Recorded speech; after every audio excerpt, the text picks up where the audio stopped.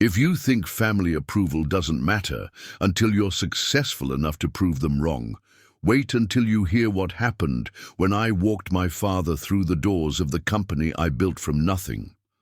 But before we get to that moment that changed everything between us, make sure to hit that subscribe button and give this video a like, because this story will show you exactly why sometimes the best revenge is massive success. My name is Marcus Chen, and I'm 34 years old. I'm the CEO and founder of Apex Digital Solutions, a marketing technology company based in Austin, Texas, that now employs over 200 people and generates 8-figure annual revenue. But 10 years ago, I was just another college dropout, working 3 part-time jobs, living in a studio apartment that smelled like instant ramen and broken dreams.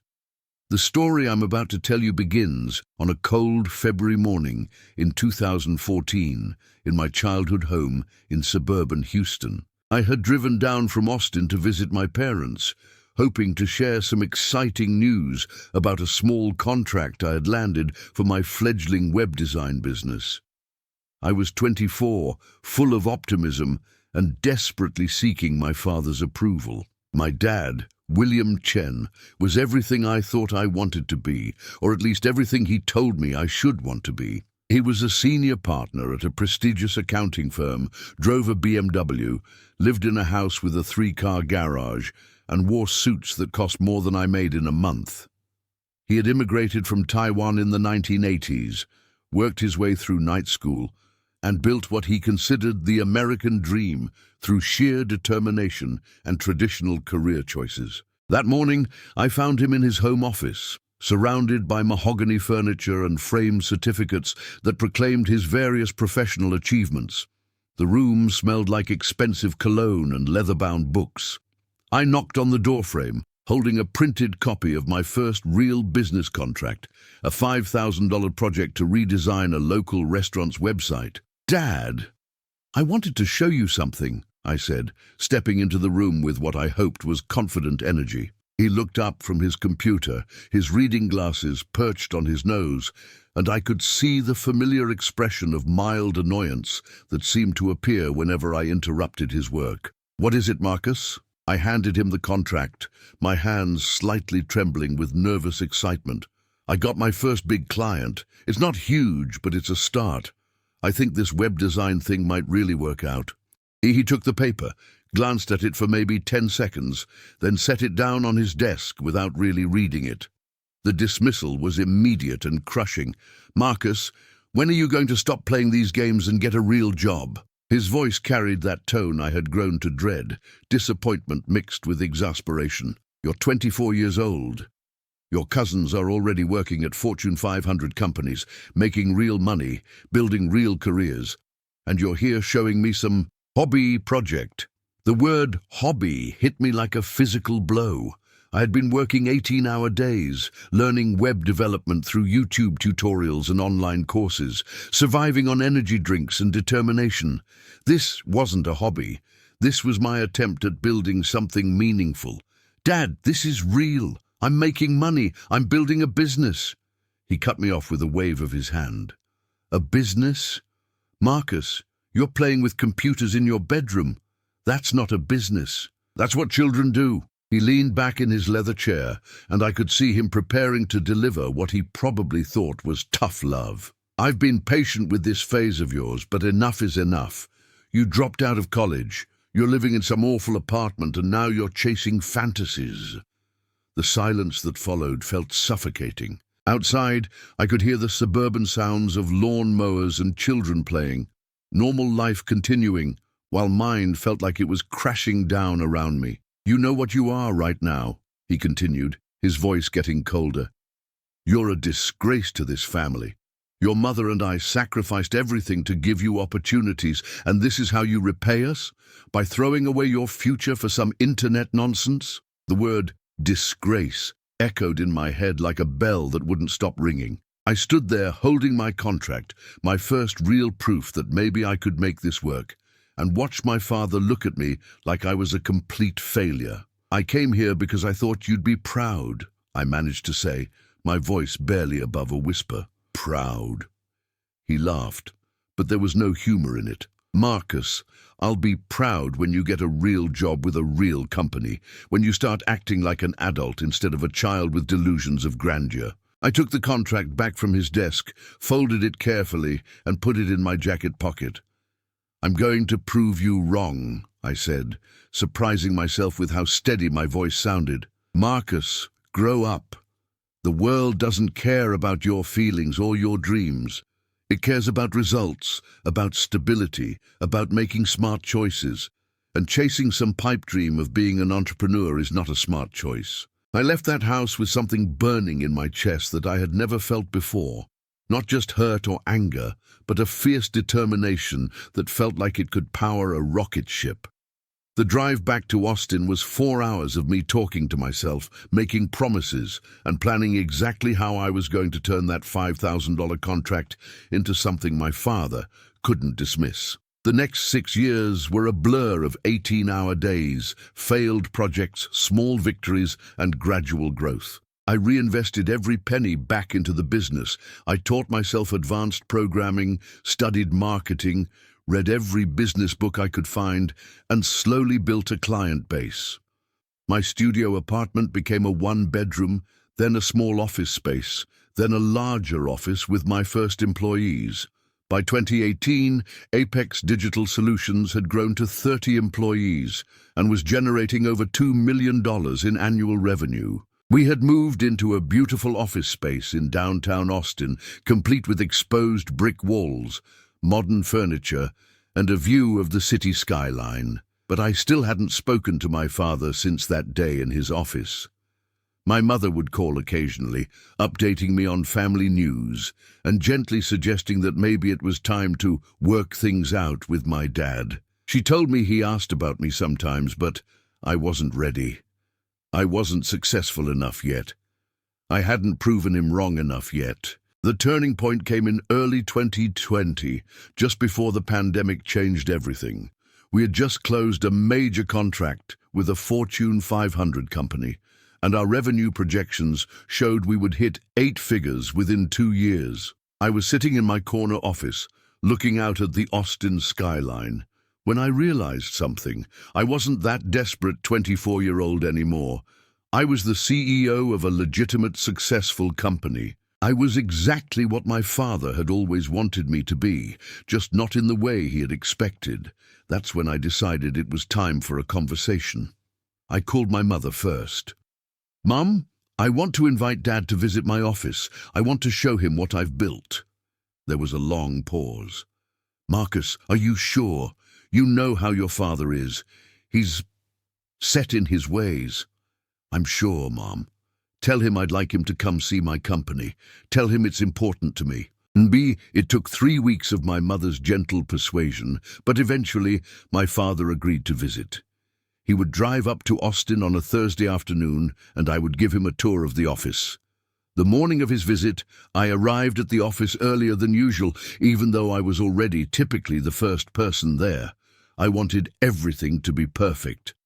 I walked through our 15,000 square foot space, making sure every detail was in place. The reception area, with its modern design and company awards displayed on the walls.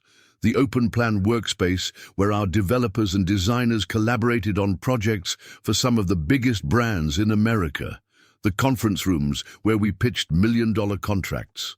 The break room with its coffee bar and comfortable seating areas where our team could relax and recharge. This wasn't just an office, it was proof. Proof that dreams aren't childish. Proof that taking risks can pay off. Proof that sometimes the unconventional path leads to extraordinary destinations. At exactly 2 p.m., I received a text from our receptionist. "Your visitor is here." I walked to the elevator, my heart pounding in a way it hadn't since I was 24 years old, holding that first contract in my trembling hands.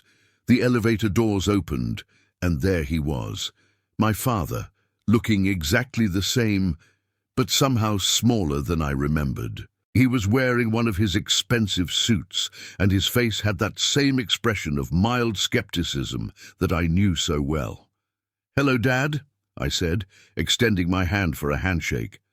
He shook it, his grip firm but brief. Marcus, this is quite a building. Thank you for coming. I know this wasn't easy for you. He nodded, looking around the modern lobby with its high ceilings and contemporary art. Your mother said you wanted to show me your office. I wanted to show you my company, I corrected gently. Apex Digital Solutions. We're on floors 12 through 14. As we rode the elevator up, I could see him processing the information. Floors 12 through 14 meant this wasn't some small operation. This was substantial. The elevator doors opened to reveal our reception area, where Sarah, our head of client services, greeted us with professional warmth. Behind her, floor-to-ceiling windows showcased the Austin skyline, and the wall displayed our company logo alongside framed articles from business publications that had featured our work. Mr. Chen, welcome to Apex Digital Solutions, Sarah said. Marcus has told us so much about you. I watched my father's face as he took in the scene, the sleek furniture, the bustling activity of a successful business, the professional atmosphere that spoke of real accomplishment. His expression was unreadable, but I could see his analytical mind working, processing, calculating. Dad, let me show you around, I said, leading him into the main workspace. We walked through the office, and I introduced him to my team. He met Jennifer, our head of development, who had a PhD from MIT. He shook hands with Carlos, our creative director, whose work had won national awards. He spoke with Amanda, our chief financial officer, who walked him through some of our financial metrics and client retention rates. With each introduction, I could see my father's understanding of what I had built becoming clearer. This wasn't a hobby. This wasn't some internet nonsense. This was a legitimate, successful business with real employees, real clients, and real impact. We ended the tour in my office, a corner space with windows on two sides and a view of the entire city. On the walls were framed contracts from major clients, photos from company events, and a small display case containing awards we had won for our work. My father stood at the window, looking out at Austin's skyline, silent for a long moment. Then he turned to face me, and for the first time in 10 years, I couldn't read his expression. How many employees do you have? He asked quietly. 187 as of this week, I replied. We're planning to break 200 by the end of the year. And your annual revenue? Last year we generated 12 million. This year we're projected to hit 15. He nodded slowly, then walked over to my desk where I'd placed a framed copy of that first contract, the $5,000 project he had dismissed as a hobby 10 years earlier. You kept this, he said, picking up the frame. I did. It reminds me where I started. He set the frame down carefully and looked at me directly for the first time since he had arrived. Marcus, I owe you an apology. The words hung in the air between us. After all these years, after all the hurt and anger and determination to prove him wrong, hearing those simple words felt like a weight I didn't even know I was carrying, suddenly lifting from my shoulders. I was wrong, he continued, his voice softer than I had ever heard it. I was wrong about you, about your business, about what you were trying to build. I thought I was protecting you from failure, but I was actually trying to protect you from taking the kind of risks that lead to real success. I sat down in one of the chairs across from my desk, and he took the other one. For the first time since I was a child, we were sitting together as equals. When I came to America, he said, I learned that the safe path was the smart path. Get an education, get a good job, work for an established company, build security. That's what worked for me, and I thought it was the only way that worked. I couldn't see that the world was changing, that there were new opportunities, new ways to build success. Dad, you don't have to— Yes, I do, he interrupted. I called you a disgrace. That was the worst thing I could have said to my son, and I've regretted it every day since. You're not a disgrace, Marcus. You're the opposite. You're everything I hoped you would be, just not in the way I expected. We sat in silence for a moment, both of us processing 10 years of misunderstanding and hurt feelings. "I'm proud of you," he said finally. "I'm proud of what you've built. But more than that, I'm proud of who you've become. You took a risk that I was too scared to understand, and you turned it into something incredible." The conversation that followed lasted for 2 hours. We talked about the business, about the challenges I had faced, about the mistakes I had made, and the lessons I had learned. He told me about his own fears and regrets, about opportunities he had been too cautious to pursue. For the first time in my adult life, we talked to each other not as a disappointed father and his failure of a son, but as two men who had taken different paths to success. As he was preparing to leave, he stopped at the reception desk and asked Sarah for one of our company brochures. "I want to show my friends at the office what my son has built," he said, and the pride in his voice was unmistakable. That evening he called my mother to tell her about his visit. She called me an hour later, crying with happiness. "Your father hasn't stopped talking about your company," she said. "He's so proud, Marcus. He's telling everyone about his successful entrepreneur son." The relationship between my father and me didn't transform overnight, but that visit was the beginning of something new. He started calling regularly, asking about the business, offering advice when I faced challenges. When we went public last year, he was in the front row of the ceremony, beaming with pride. But the most important thing that came from that day wasn't his approval or his apology. It was the realization that I had stopped needing either of those things years earlier. Somewhere in the process of building Apex Digital Solutions, I had stopped trying to prove my father wrong and started proving myself right. Success isn't about showing other people how wrong they were about you. Success is about becoming so focused on your own vision, your own goals, and your own definition of achievement that other people's opinions, even your parents' opinions, become interesting but ultimately irrelevant data points. That day in 2014, when my father called me a disgrace, he thought he was protecting me from failure. Instead, he gave me the fuel I needed to build something extraordinary. Sometimes the people who believe in us least end up contributing the most to our success, just not in the way they intended. Today, Apex Digital Solutions continues to grow. We're expanding into new markets, developing innovative products, and creating opportunities for hundreds of employees to build their own versions of success. And my father? He's one of our biggest advocates, telling anyone who will listen about the company his son built from nothing. If this story resonated with you, if you've ever had someone doubt your dreams or call your ambitions unrealistic, remember that their skepticism doesn't define your potential. Your response to that skepticism does. Hit that like button if you believe in the power of proving people wrong through success. Subscribe for more stories about turning setbacks into comebacks, and share this video with someone who needs to hear that their dreams are worth fighting for.